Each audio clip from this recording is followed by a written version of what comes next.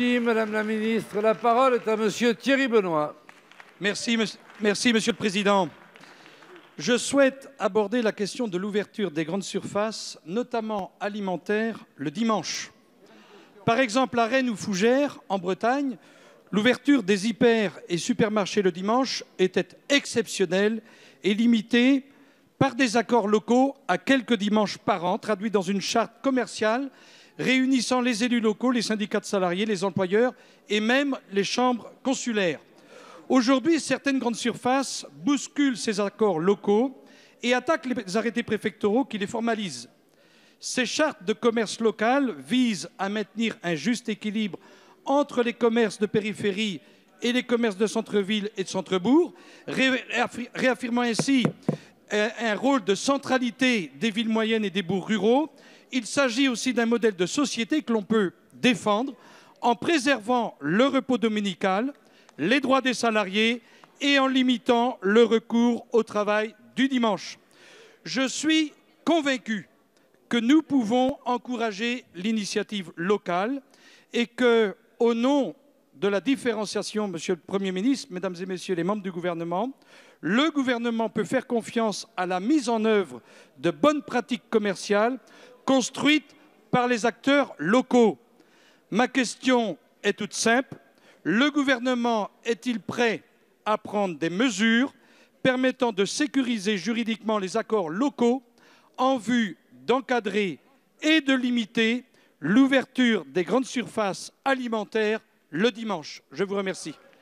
Merci, chers collègues. La parole est à Madame Muriel Pénicaud, ministre du Travail. Monsieur le Président, Mesdames et Messieurs les députés, Monsieur le député Thierry Benoît, je crois qu'on peut dire que notre droit actuel est assez équilibré et qu'il tient à préserver à la fois le besoin du consommateur, l'ouverture notamment des commerces alimentaires et le droit des salariés. Je rappelle le droit. Aujourd'hui, le commerce de taille alimentaire, peut employer des salariés jusqu'à 13 heures le dimanche.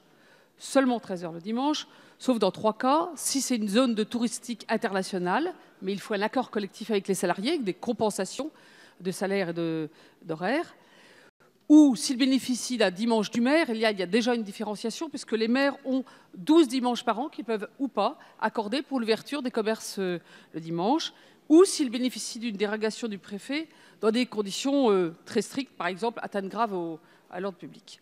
Alors oui, la possibilité de fermeture peut être imposée par le préfet de région pour les activités d'un secteur lorsque, au sein d'une même zone géographique, on considère les acteurs se mettent d'accord pour réguler. Je crois que là aussi c'est bien, selon le poids entre les grandes surfaces et le petit commerce dans un territoire donné, il est bien que les acteurs puissent agir et décider ensemble. Ce qui a été le cas, et d'ailleurs le préfet d'Ille-et-Vilaine, dans le cas que vous avez posé, avait procédé à un arrêté de fermeture. Pourtant, le juge a annulé cette décision et je pense que c'est ce qui crée l'émoi alors que le secteur s'était mis d'accord sur un certain nombre de règles.